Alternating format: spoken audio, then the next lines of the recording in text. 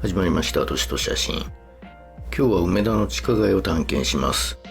地下街といっても広いので、まずは南側のエリア、大阪駅の南に広がる地下空間を探検しながらスナップしていこうと思います。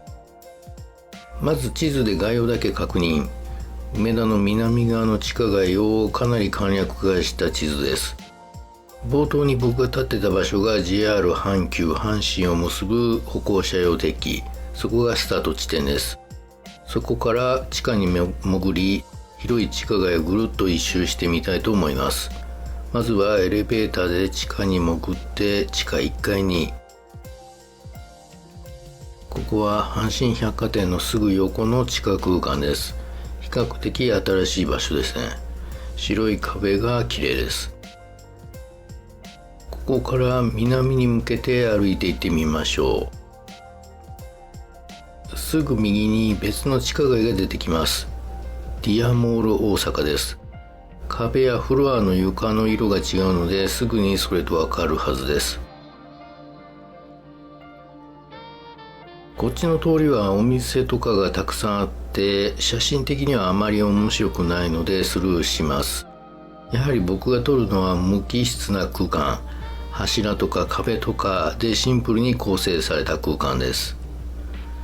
はい、ということで引き続き南向きに進んでみます。この辺は太い柱がたくさんあって統一感がありますね。ちょっと見通しが悪いんですが、その見通しの悪さが写真的には面白そうな感じです。人と柱、そしてタイミングで何か撮れそうです。はい、手前と奥に人を配置してみました。柱が他の場所を隠してくれるので、それが引き算となってこのようなシンプルな構図が作れます。次はちょっと立ち位置を変えてこの角度。中央の柱に囲まれたエリアに人を入れてみます。この場所はかなり人通りが多く、また動きも予測できないのでなかなか難しいです。運の要素も必要ですね。取れそうな感覚はあるものの、なかなかイメージが固まりません。逆に固まりすぎると別の良いシーンを撮り逃すような気がしたので、あまり考えずに広めの画角でシャッターを押すことにしました。これは通行人一人のタイミングでシャッターを切ったやつ。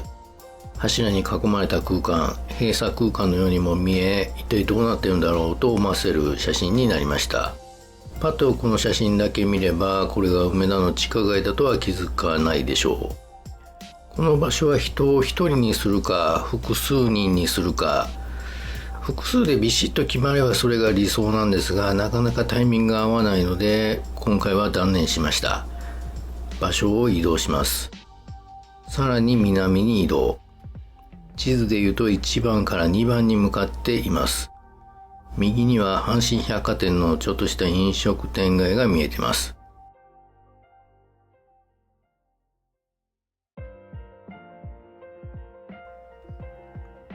はい、ちらっと僕が映りました。ここは地上に出る出口が一つ。この光を狙ってみましょう。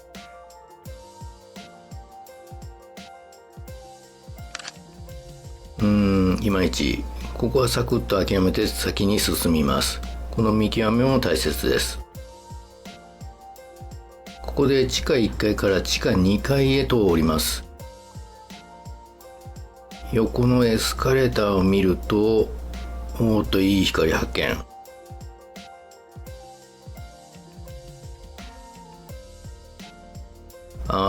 今のタイミングですね。わかりますか？光の中に人が入るタイミングでいい映画撮れそうです。早速カメラを構えます。いいですね。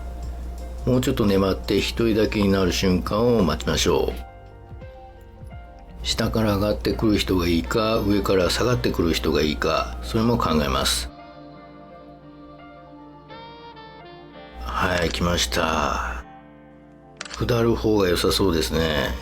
光を受けて頭を下げる人という図にしたかったので、先に出した写真よりもこの後の方、こっちがベストかな。調子出てきました。次に行きましょう。ここで壁とフロアの床の色が変わりました。白を基調としていた空間が終わり、ちょっと古いレンガ風の壁になります。ここは大阪駅前第4ビルの入り口です。残念ながら撮影禁止の場所なので口頭での説明にとどめますが、ビル内は一気に昭和な雰囲気になります。東京でいうと新橋のニュー新橋ビルのような感じです。昭和な雰囲気が好きな人はきっと気に入ると思うので、ぜひ行ってみてください。第4ビルを抜けたので、ここから撮影再開です。地図で確認するとこの辺。お店が多いエリアです。ここから南の方向にしばらく進むとお店がなくなり、人通りも少なくなってきます。そしてフロアの色と壁の色が変わりました。はい、ここは曽根地下と呼ばれる地下街です。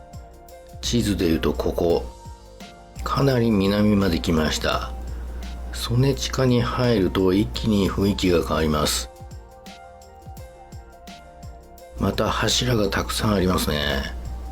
そして広い。こんな広い空間があるなんて知りませんでした。なんか撮れそうです。ちょっと歩いてみて気づいたのが、この壁にくっついてる三角の黒いもの、これは何かよくわかんないんですけど、これを使えそうだなと思いました。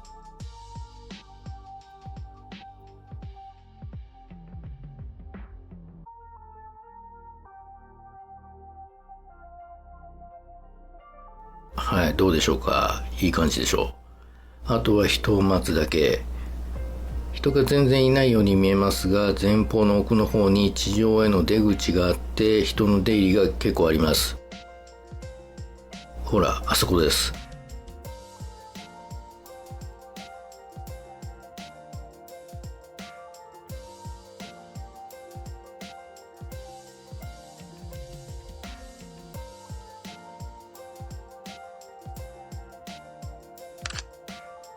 はい、これもなかなかです。ジオメトリーの美しさと人のタイミング、ほぼ完璧に決まりました。いやー、こういう発見嬉しいですよね。皆さんも梅田の地下探検しに行ってみてください。曽根地下でもっと撮ってもよかったのですが、だいぶ時間が押してきたので次へと進むことにしました。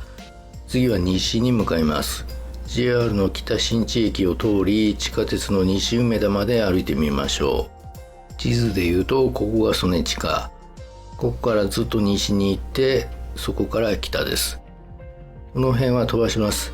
歩いてみると分かりますが、そんなに撮る場所はないです。西にずっと歩いて突き当たりを右へ、今度は北上します。西梅田の改札の一番北側まで行ってみましょう。まあこの辺は普通ですね。看板広告が大きく貼ってあるし、通路もさっきの曽根地下と比べると全然普通です。人通りも多くて混沌としてます。こういう場所では僕はほとんどカメラを構えることはありません。はい、ようやく西梅田の北側改札まで出てきました。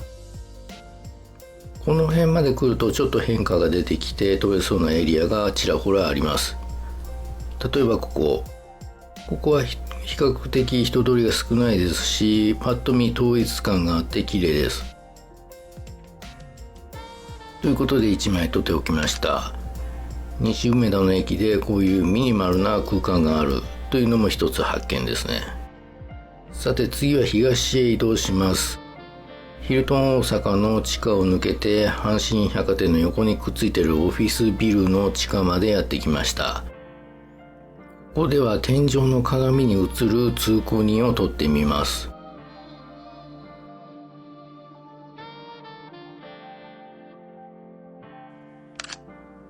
普通に撮ってから上下を反転させるとこんな感じ。ちょっと面白い絵になりますね。これもいいな。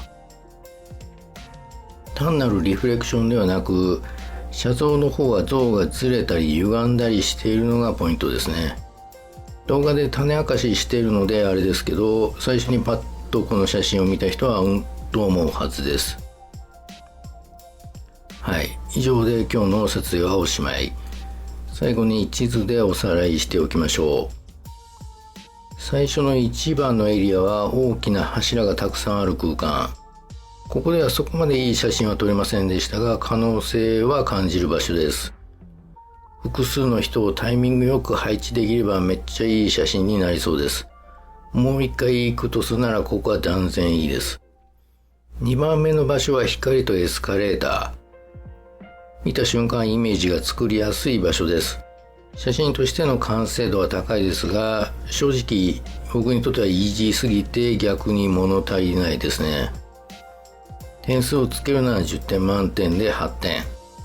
しかしそれ以上が望めない場所とも言えます。3番目は広くて人が少ない曽根地下。ここも撮りやすい場所です。僕が撮った構図以外にもいろいろバージョンが作れそうです。梅田の南側の地下を攻めるならここは外せません。4番目は西梅田の改札付近。人が多くてごちゃごちゃしてそうな場所でもよく観察してみるとすっきりまとまる空間があります。最後5番目は天井のリフレクションです。最後に意外性のある写真が撮れました。リフレクションを撮るならこういう形で撮りたいですね。ということで、梅田の地下街スナップいかがだったでしょうか。大阪の方はぜひ撮りに出かけてみてください。冬の寒い日、夏の暑い日にも撮りやすいのでおすすめです。東京の方も視点や構図の作り方などは参考になると思います。まあ良かったでという人はグッドボタンよろしくお願いします。それではまた。